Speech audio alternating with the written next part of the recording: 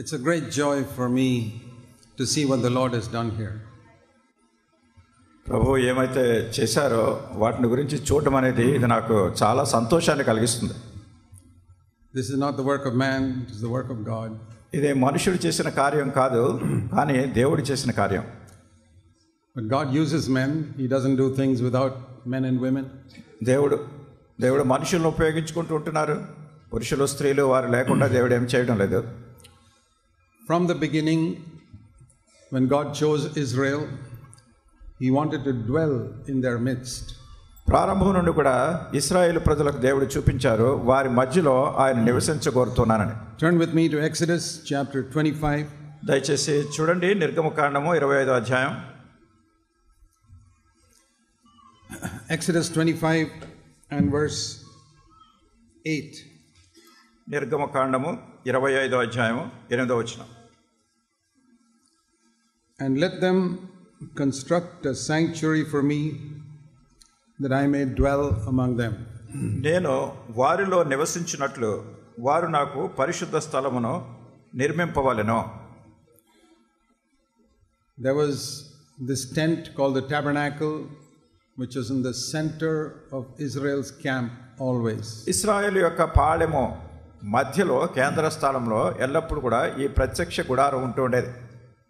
And all the 20 lakhs of Israelites put their tents around that. 20 లక్షలు ఉన్నటువంటి ఇశ్రాయేలు ప్రజలందరూ కూడా వాటి చుట్టూ తమ తమ గుడారాలు వేసుకునేవారు.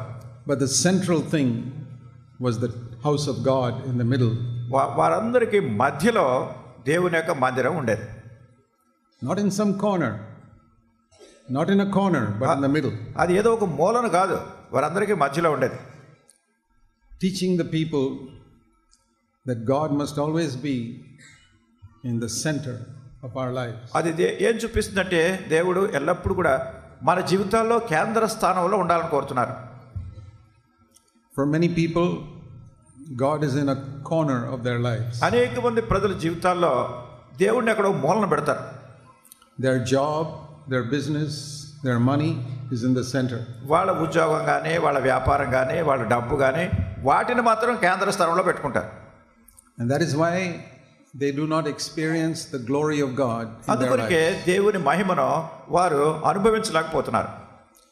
If you want the glory of God in your life and in your home, God must be in the center. మీరు మీ జీవితంలో కానీ మీ గృహంలో కానీ దేవుని మహిమ ఉండాలి అని కోరినట్టయితే దేవుడు మీ కేంద్ర స్థానంలో మధ్యలో ఉండాలి. Not just when we come for a meeting on Sunday. ఏదో ఆదివారం రోజు మీటింగులకు వచ్చినప్పుడు మాత్రమే కాదు, Every day of our lives. మన జీవితాల్లో ప్రతిరోజు కూడా ఇదే అనుభూతి కలిగి ఉండాలి. The Lord said, "Let them build a sanctuary for me, that I may dwell in their midst." చూడండి ప్రభు ఇక్కడ ఏం చెప్పారంటే, నేను వారి మధ్యలో నివసించినట్లు వారు నాకు పరిశుద్ధ స్థలమును నిర్మింపవలెను. Later on in Matthew 18 and verse 20, తర్వాత మత్తయి సువార్త 18వ అధ్యాయం 20వ వచనంలో we see the fulfillment of that when Jesus came to the earth. యేసుక్రీస్తు ప్రభువారు ఈ భూమి మీదకి వచ్చినప్పుడు ఇది ఏ రీతిగా నెరవేరుతో చూడండి.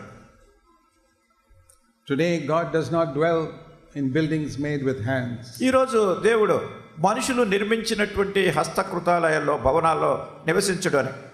For 1500 years before Christ, He did dwell in buildings made with hands. క్రీస్తు ప్రభువారు రాక పూర్వము 1500 సంవత్సరాల వరకు కూడా మనుషులు నిర్మించినటువంటి దేవాలయాల్లో దేవుడు But నివసిస్తాడు. that was only a picture అయితే అదంతా కూడా మచ్చుకు చూపించడానికి of Jesus, యేసుక్రీస్తు ప్రభువారు who was going to be in the midst of the people. తన ప్రజల మధ్యలో ఆయన ఉంటారు అని చూపించడానికి. So Matthew 18:20 we read, "Where 2 or 3 have gathered together in my name, I am in the midst." మత్తయి సువార్త 18వ అధ్యాయం 20వ వచనంలో, ఏలయనగా 2-3 నామమున ఎక్కడ కూడి ఉందరో అక్కడ నేను వారి మధ్యన ఉందునని చెప్పాను. In the midst, వారి మధ్యలో, not in some corner. ఎక్కడో మూలన కాదు. And that's the thing you need to ask yourself. దాని గురించి మిమ్మల్ని మీరే ప్రశ్నించుకోవాలి. In your life, is Jesus in the center? మీ జీవితంలో యేసుక్రీస్తు ప్రభువారు మధ్య భాగంలో కేంద్ర స్థానంలో ఉన్నారా? Can you honestly say that everything in your life is around, but Jesus is in the middle? యథార్థంగా మీరు చెప్పగలరా యేసుక్రీస్తు ప్రభువారు నాకు కేంద్రంగా ఉన్నారు, మిగతా విషయాలన్నీ కూడా వాటి చుట్టూ ఉంటున్నాయని చెప్పగలరా? Can you say that about your home? మీరు చెప్పొచ్చు నాకు ఇల్లు ఉందని. That Jesus is in the middle of your home. మరి యేసుక్రీస్తు ప్రభువారు మీ ఇంటి మధ్యలో ఉన్నారా? And in the middle of the church. అట్లనే సంఘం మధ్యలో ఉన్నారా? That is what we must always remember. అదే మనం ఎల్లప్పుడూ జ్ఞాపకం పెట్టుకోవాల్సిన సంగతి.